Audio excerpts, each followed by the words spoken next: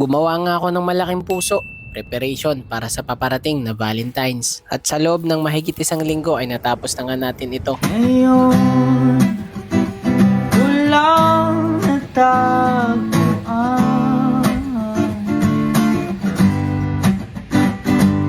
Ops, teka lang guys, sisimulan muna natin sa kwento. Paano nga ba tayo nagsimula? Una, sinimulan ko mag-drawing sa buhangin ng puso. Nagbaon ng mga bakal, diyan ko ihuhulma yung ating puso. Nung una, sabi ko 10mm ang gagamitin kong bakal para madaling iliko. Ang ending, 16mm ginamit natin kasi baka di umubra tsaka baka lumundo yung ating puso. Apat na ganyan yung hinulma natin para pagdudugtungin natin yung magkabilang parte. Pagsisipingin natin para magsama na sila. Sheesh! Sana all! Una nating winelding yung mga dulo ng ating puso. Sumunod, yung mga magiging pagitan. Kung baga, sila yung mga kabit.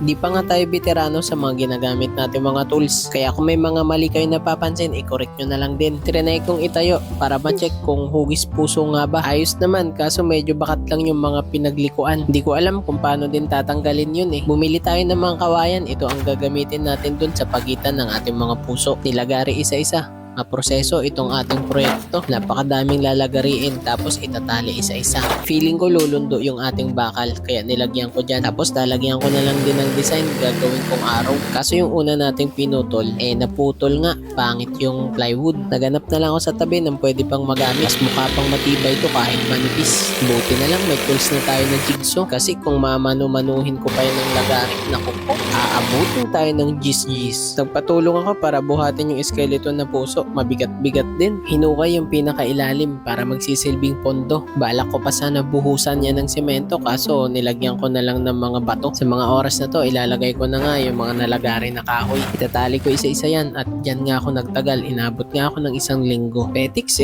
kung kailan lang sipagin. Tsaka tuloy-tuloy din kasi yung pag-uulan guys tuwing umaga tapos hapon.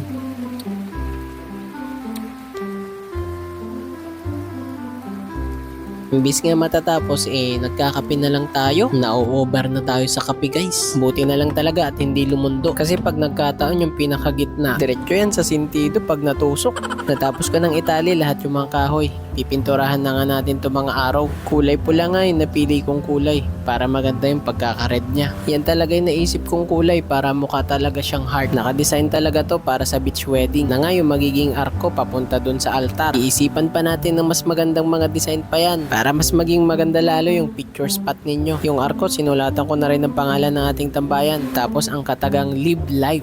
Baka Boss Gioong yan. 2 words pero makabuluhan sa Tagalog.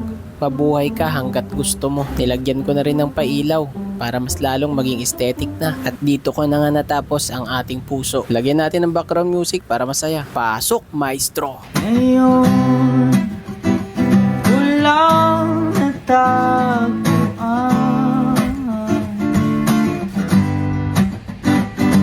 Ang tanging kahinaan